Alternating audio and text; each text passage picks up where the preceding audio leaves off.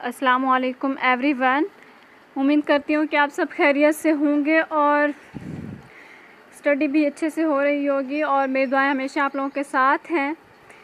तो आज की हमारी इस वीडियो का जो लेक्चर है वो कॉर्पस लिंग्विस्टिक्स, जो कि एक सब्जेक्ट ऑलरेडी मैं आपको पढ़ा रही हूँ, उसका एक टॉपिक है मैक्सिम्स ऑफ एनोटेशन।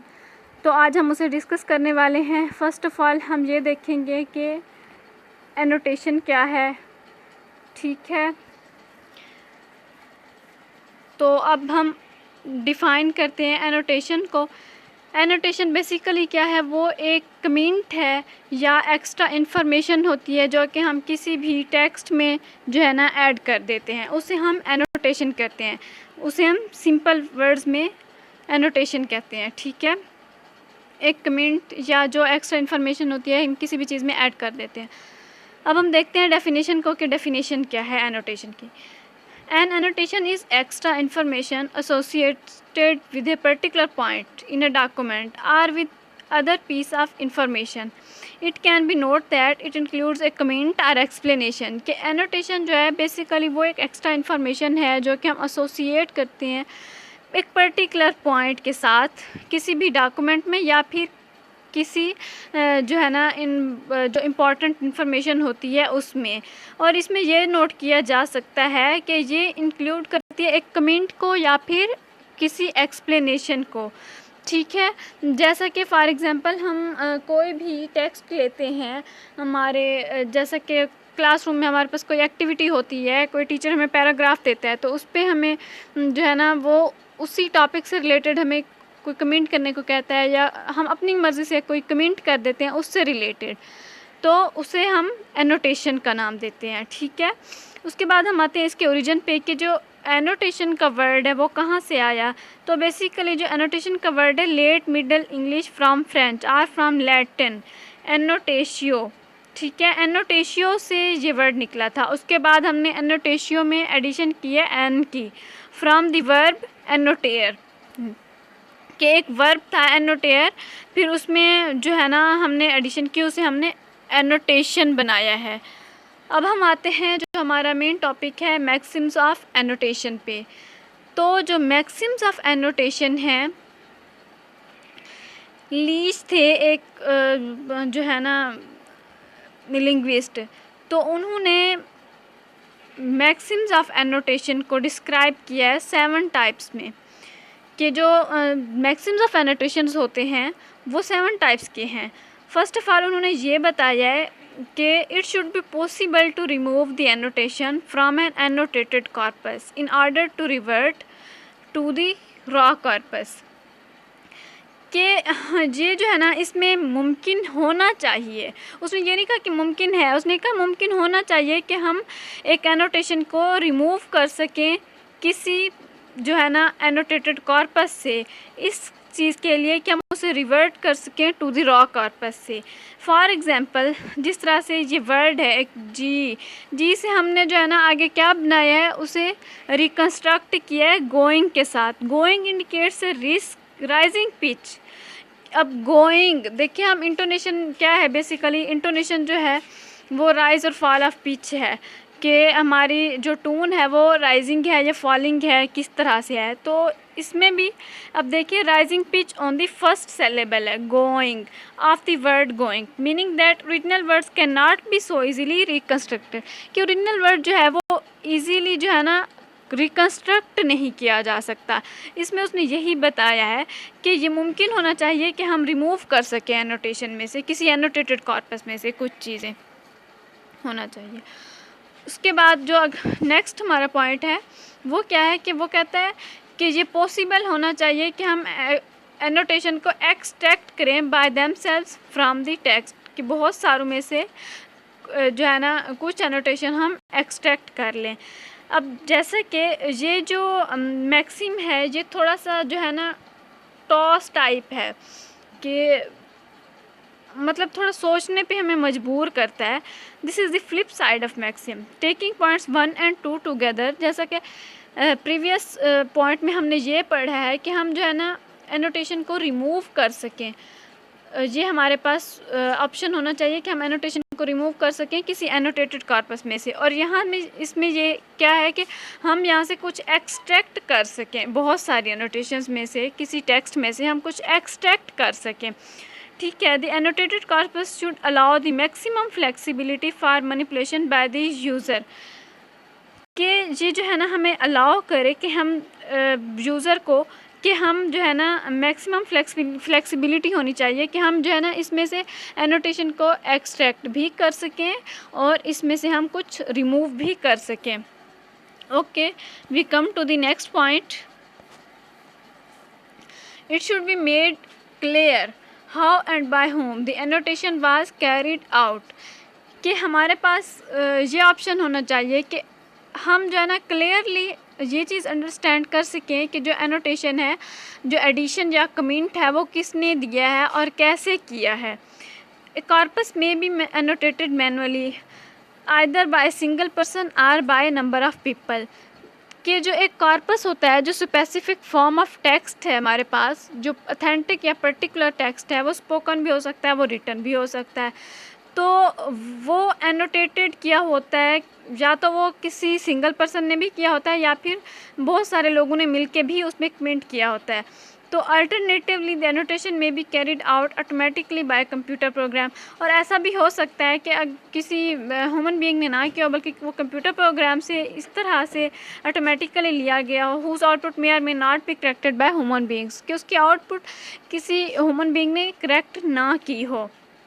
तो हमारे लिए इसलिए ये ज़रूरी है कि जी हमारे लिए ये पॉइंट क्लियर होना चाहिए कि किसने इस कॉर्पस में कुछ ऐड किया है। जिस तरह से हम नेक्स्ट देखेंगे कि ब्रिटिश नेशनल कॉर्पस जो है, अब उसमें अगर कोई भी इंसान वो कॉर्पोरा है एक, तो उसमें अगर कोई भी इंसान कमेंट करता है या जो भी इंफॉर्मेशन पर्टिकुलर इंफॉर्मेशन ऐड करता है, तो उसमें हमें ये पता लगना चाहिए, उसका रेफरेंस होना चाहिए कि किस इंसान ने कमेंट किया और कैसे किया है।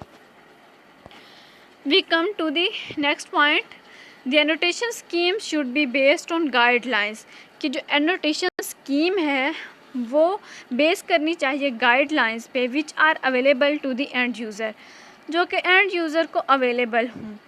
Most corpora have a manual which contains full details of the annotation scheme, कुछ कॉर्पोरा ऐसे भी हैं जो कि कंटेन करते हैं फुल डिटेल एनोटेशन स्कीम की और गाइडलाइंस की, इशूड टू द एनोटेटर्स, जो कि एनोटेटर्स इशूड करते हैं। ठीक है, और ये एनोटेशन ऐसी होनी चाहिए कि इसमें हम कोई एम्बिग्विटी फील ना करें, इसे जो है ना समझने में या इसके डिसीजन वगैरह लेने में, कि पर्टिकुलर एनोटेशन डिसीजन जो है ना किसने बनाया है या कैसे बनाया है।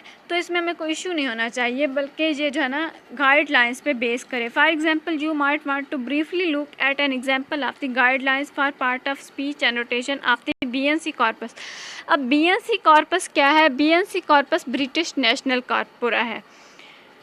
ठीक है, ये एक टाइप है कॉर्पोरा की या कॉर्पस की, कि ये एक स्पेसिफिक फॉर्म ऑफ टेक्स्ट है, वो स्टैंड करता है बीएनसी ब्रिटिश नेशनल कॉर्पस। तो उसमें क्या है कि पार्ट ऑफ स्पीच, जिस तरह से वर्ड की, फ्रेज स्ट्रक्चर की, या इस तरह से टैगिंग वगैरह जो हम करते हैं, जो एडिशनल इंफॉर्मेशन हो, वो जो है ना गाइडलाइंस पे बेस करनी चाहिए। ओके, नेक्स्ट पॉइंट हमारे पास क्या है कि annotation schemes should be based as far as possible on widely agreed and theory neutral principles. वो क्या कहता है कि जो एनोटेशन स्कीम है वो बेस करनी चाहिए जितना भी मुमकिन हो इसमें से वाइडली एग्रीड, कि बहुत सारे लोग जो है ना एक एनोटेशन स्कीम पे, एक कमेंट पे या एक इंफॉर्मेशन पे एग्री करते हों, एंड थ्योरी न्यूट्रल प्रिंसिपल्स हों जिसमें फॉर एग्ज़ाम्पल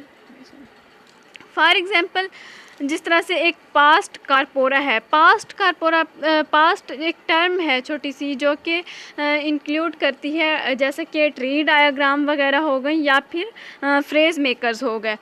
तो इस तरह से पास्ट कॉर्पोरा, फिर वही जिसमें ट्री डायग्राम्स या इस तरह से कुछ जो एडेड कमेंट कॉर्पोरा हूँ वो होना चाहिए। ऑफन अडॉप्ट बेसिक कॉन्टेक्स्ट, लेकिन उसका बेसिक कॉन्टेक्स्ट होना चाहिए।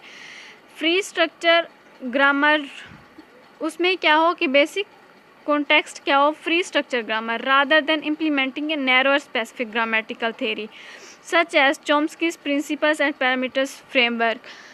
अब BS के स्टूडेंट्स हैं तो आपने 5th सेमेस्टर में पढ़ा होगा सोशियो लिंग्विस्टिक्स में भी या लिंग्विस्टिक्स में इन जनरल भी कि जो चॉम्स्की था उसने, वो एक लिंग्विस्ट थे, ठीक है, चॉम्स्की, तो उन्होंने एक थ्योरी दी थी फ्रेज स्ट्रक्चर और ग्रामेटिकल स्ट्रक्चर रूल्स पे। तो उसमें उन्होंने फ्रेज स्ट्रक्चर को जो है ना भी फ्रेज स्ट्रक्चर और के बारे में बताया है।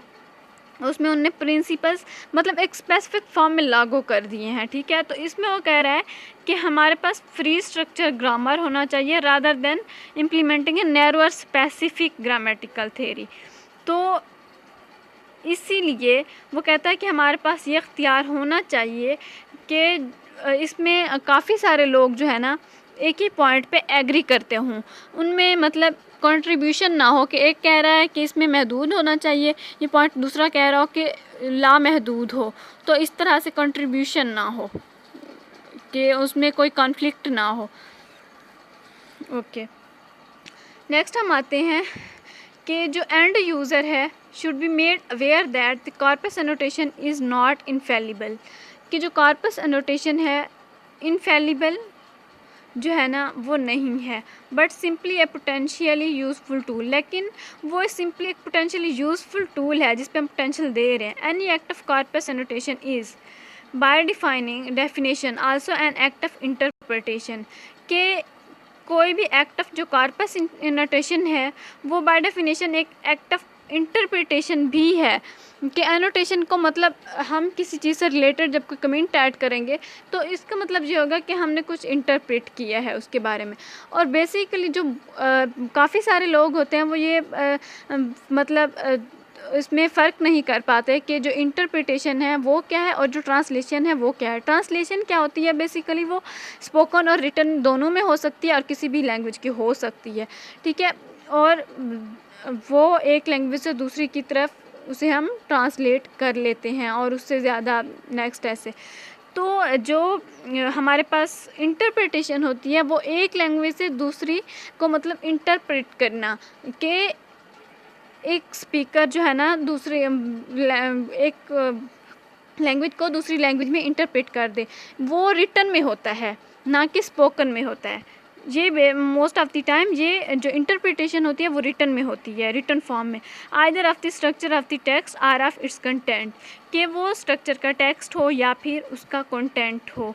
तो इसे हम इसीलिए इंटरप्रिटेशन का नाम भी देते हैं कि जो कमेंट हम ऐड करते हैं उससे, क्योंकि जो हम एक कॉर्पस हम पढ़ रहे हैं या कॉर्पस हम जो स्टडी कर रहे हैं जो जिस टॉपिक पे भी है वो जो भी स्पेसिफिक टेक्स्ट है उसे हमने स्टडी किया है, उसके बाद हमने जो अपने माइंड में इंटरप्रेट किया है डेफिनेटली हम उससे ही उसी पे हम कमेंट ऐड करेंगे।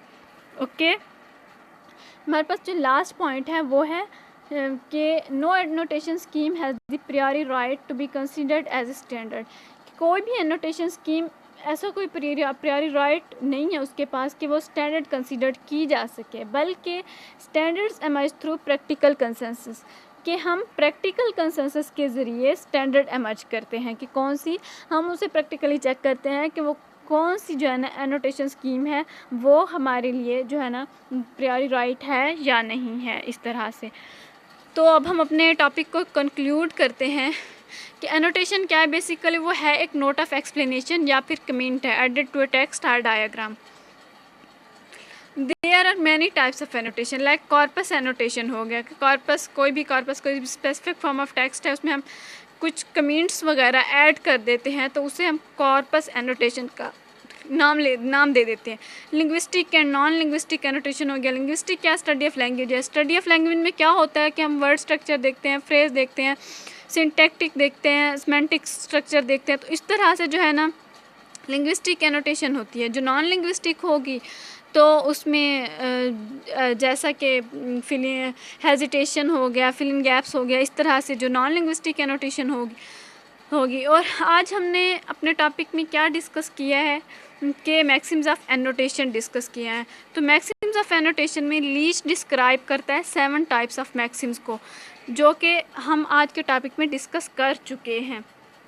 ओके, तो आज का मैं अपना लेक्चर जो है ना एंड करना चाहूँगी कि life is a continuous exercise in creative problem solving, कि लाइफ जो है वो एक कंटिन्यूस एक्सरसाइज है जो प्रॉब्लम क्रिएट किए होते हैं उन्हें सॉल्व करने के लिए। और जो है मार्क ट्वेन वो कहता है कि first you have curiosity and suspense, then you should have confidence, then success is sure. कि जब आपको कोई चीज़ समझ नहीं आ रही होती, आप उसकी सस्पेंस होना चाहिए, आपको उसे समझने का जो है ना कि आखिर ये है क्या, आपके अंदर क्यूरियोसिटी होना चाहिए। जब आपके अंदर क्यूरियोसिटी होगी फिर आपके अंदर कॉन्फिडेंस होना चाहिए। जब आपके अंदर कॉन्फिडेंस आएगा तो आप सवाल करेंगे, उसके बाद आपको जवाब मिलेगा, then success is sure. Okay guys, अपना ख्याल रखिएगा। मैं मिलती है नेक्स्ट लेक्चर में। अल्लाह हाफ़िज़।